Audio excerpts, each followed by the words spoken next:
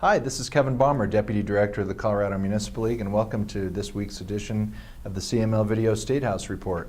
It has been a very busy week at the Statehouse. We have 47 days left. Things are starting to pick up steam. We expect the budget to be introduced next week, and the revenue forecast came out earlier this week, and now all the scrambling for how to spend all the money begins.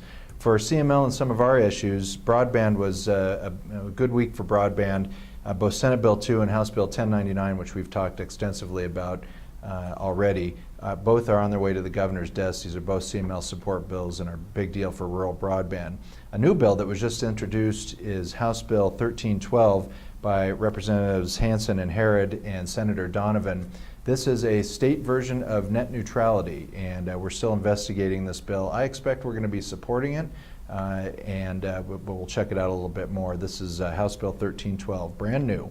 And then in the marijuana front, there is more action. Things that bills that we've been working on are starting to move forward. First off, House Bill 1258, which we've talked about before, creates accessory consumption establishments, and those are endorsements that are attached to existing retail and or medical marijuana licenses at complete and total local discretion. There's opt-in language in that, the ability to be more stringent, and with amendments that were adopted in the House Finance Committee, CML is now neutral on that bill, and it will be moving forward through the House. Also, Senate Bill 211 was recently introduced, and that is a little different story. Some of you may recall Senate Bill 63 last year that was running parallel to CML's open and public consumption bill. Senate Bill 63 is a pot club bill. What do I mean by that? This is a little different version of what 1258 is. While 1258 has consumption establishments that are attached to an existing retail license, Senate Bill 63 from last year and Senate Bill 211 from this year have standalone licensees. More like a liquor model, actually, because you don't have common ownership between, say, bars and retail liquor stores. And in the marijuana world, of course, there's cross-ownership all over the place. Senate Bill 211, though, has a number of problems with it, and the League is opposed unless amended. First of all, it violates, as introduced, the Colorado Clean Indoor Air Act because it does allow smoking. But maybe of more concern, it has limitations on liability for the licensee for, say, over-service or fake IDs. That's going to be a big problem. And it also allows on-premise cultivation and not necessarily purchasing marijuana that would be sold for on-premise consumption from an outside supplier. For those reasons, the League is opposed unless amended. There are meetings that are going to be coming up on that bill. We'll talk more about it with the proponents. It was scheduled for Monday, but has now been laid over and will not be rescheduled until those meetings occur. The para legislation, which affects 27 Colorado Municipal League member municipalities, made it through Finance and Appropriations, was discussed first on second reading today, but didn't get all the way through the process. They laid it over and will continue working on that.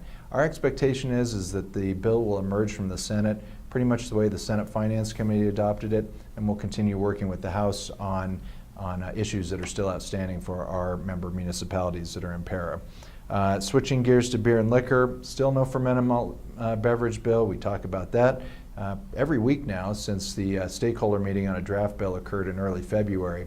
What we did see was Senate Bill 198, which the League testified in opposition to. This is a bill that would require existing fermented malt beverage licensees to apply for a different type of license. We oppose that on very narrow grounds that it would create an unnecessary burden for municipal clerks and local licensing authorities to have to essentially review and approve licenses that have already been issued and approved. So we're opposed to that bill. It was laid over as well after testimony, and it has not been calendared again for action. So I'm also playing the part today of the talented Megan Dollar, who is out of the office today, so I'm going to talk about a couple of her bills, very important municipal court bills on which there was action this week. First of all, Senate Bill 203, which is legislation that CML has worked with ACLU on. We're neutral on the bill that would create conflict-free municipal defense in municipal courts. That bill was heard in committee this week, and testimony only. The chair of the committee laid the bill over so that the ACLU and CML can continue to work on some issues that are outstanding. we expect that bill to be heard again next week, and hopefully all of the issues that we're working on with the ACLU will be resolved. It's an exhaustive process that's gone on for the last several months. We're near the finish line on that one. It provides options for our municipal courts, and we think we'll be able to move that along. Also, in a bill that has not been introduced yet, but that Megan has talked about previously, legislation that would fund the unfunded mandate created by House Bill 1309 back in 2016 that requires the municipal courts to provide a public defender at the initial appearance. The governor, when he signed that bill or let the bill become law without his signature, indicated he knew it was an unfunded mandate, and we appreciate the governor's office working with us over the past couple of years to identify some money for that. That bill is in drafting. We expect it to be introduced soon. Related to that, in the Joint Budget Committee today, the JBC set aside $2 million to fund that program that will be in DOLA. So ever closer to the finish line on that one as well, but still have to get the bill through the process. Morgan Cullen here at CML. This was a big week down at the General Assembly for transportation issues. Many of you may recall Senate Bill 1. It was the first bill introduced in the Senate at the beginning of the session that would have taken 10% of state sales tax and used it as a dedicated funding stream for transportation projects across Colorado. It also would have sent a referred measure for voters to consider in November, a $3 billion bond for state infrastructure projects. On Wednesday evening, there was a strike below amendment that helped to, I think, bridge the divide between Democrats and Republicans in the House. The bill changed significantly.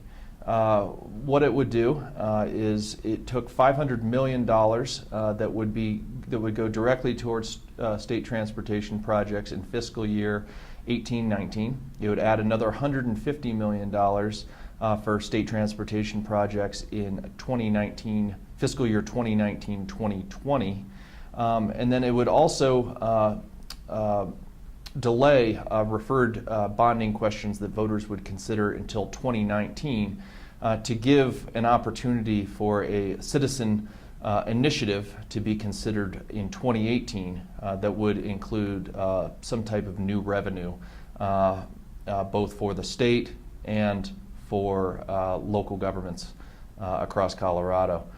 The bill was able to pass second reading, and it has been delayed for third readings till March 27th, so it will be considered for a final vote next week. But the changes help to get Democrats on board, and also two Republicans, Senator Don Coram and Senator Owen Hill.